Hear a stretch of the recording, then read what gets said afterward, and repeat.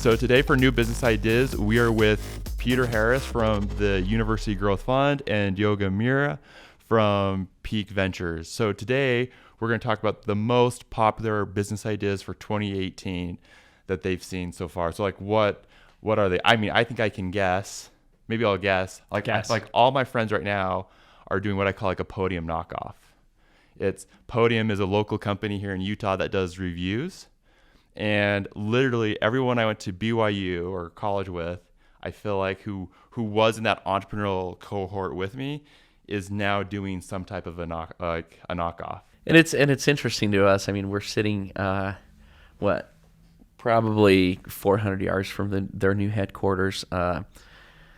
When the team here at Peak found that idea, they were two guys sitting on a dinner table and working from there. So, I mean, we're really proud to have backed them. Don't back the next Podium because, it's like betting on the next Facebook. It's probably just not going to happen because of how much they've built around that. It's not as simple as just doing online review management. There's a lot more to the business now. What are the other most popular business ideas that you've seen for 2018 so far? This kind of bleeds over from 2017, but the number of companies that have come up with their own cryptocurrency, I was going to say built ICOs something around it, like these ICOs, like there are so many of them, and I look at most of them and I'm like, one, I'm not convinced that the team is there, right? And then two, like, I don't even know who's going to use this thing, but there's a ton of hype around the currency, and you have a ton of people that have made a ton of money in Bitcoin, and so they use the Bitcoin because their cost basis is effectively zero, right? Or very, very low, and so for them it's like, oh yeah, let's throw 50 grand in, like, it cost me like a couple $100 way back when. So these companies just raise massive amounts of money, and at the end of the day, like, I'm not convinced that there's anything really exciting there, but there's so many. What's funny about ICOs is how hard is it for a company to raise 30, 40, $50 million rounds when you're talking raising from institutional investors? It's really, really hard. When you're saying a 30, 40, $50 million round takes time, takes effort. The company has to have incredible traction. Churn can't be too big of an issue. Anything will dock points from you, and if you lose enough points, you're not going to get a round raised at that level. And what amazes me about the ICOs is, hey, we're capping our ICO at 50 million, and they reach that cap within minutes. You look at the Tesla's ICO, and what was that? How much they raised? Like 100 and something million. Yeah, 100. Yeah. In a matter of minutes. Yep. And it was all gone. So I think that's the most popular business idea right now is do an ICO and figure out what to do with the money later. Okay. And that's already blown up with in the faces of investors a couple times, right? Oh yeah. Like what was that one company that just basically took all the money and left?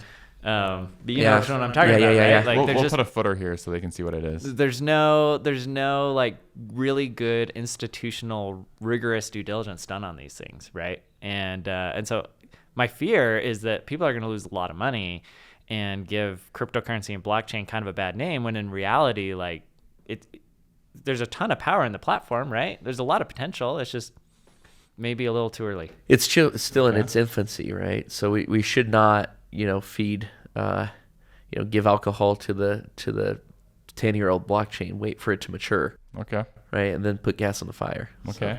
What other most popular business ideas have you seen lately? So AI for everything, right? Okay. And my philosophy on the AI stuff is that sometimes you have companies that are like, oh yeah, we are AI and that's why you should invest, and it's like, well, probably not, because there's nothing that compelling, like unique about that anymore. But what you're seeing is more and more companies have an AI play. And now it's getting to the point where it's like, if you don't have an AI play, you're probably not backable as a company, right? So you need to be thinking, especially if it's software based, how am I going to bring in AI into my business? And probably the bigger challenge around that is, how do I build a team that can actually provide that functionality and component to my business? Okay. So blockchain, ICOs, and AI are the most popular ideas that you've seen so far. Well, Podium is by far the most Podium, popular, like you brought up. I would add that there's still an app for everything. So, if you don't know what you're doing and you want to be an entrepreneur, the easiest path to feeling like an entrepreneur is launching an app. And I feel like there's an overcrowd of apps. I mean, I actually got a notification from Apple that my device was filling up, and it suggested me to delete the bottom, 40, 50 apps that I haven't used in a while. And it's like, I have 50 apps that I haven't touched in a month. I should probably delete them. So and this goes back 3 or 4 years ago. I think we reached a peak of app production, and but still, it's still, it feels like if you don't know what you're doing, let's go build an app for something hyper specific. It's interesting is like years ago, it was so expensive to get a company off the ground, right? That's you right. had to raise millions of dollars because you had to buy your own servers and you had to have your own IT team running the servers just to get a website up, right? But today, it's like super fast, super easy, super cost effective to launch, to build an app, right? Everything, right? But where it becomes really expensive, and that's where I feel like a lot of our money is going, is that it's really hard to rise above the noise. That's right. Right. So, and that's kind of your point, right? Is there's tons of apps, but at the end of the day, it's not the app that creates differentiation in a lot of ways, because you still got to get people to know about it and use it and then stay on the platform, right? And all of those things are very costly. Oh, remember the flashlight apps?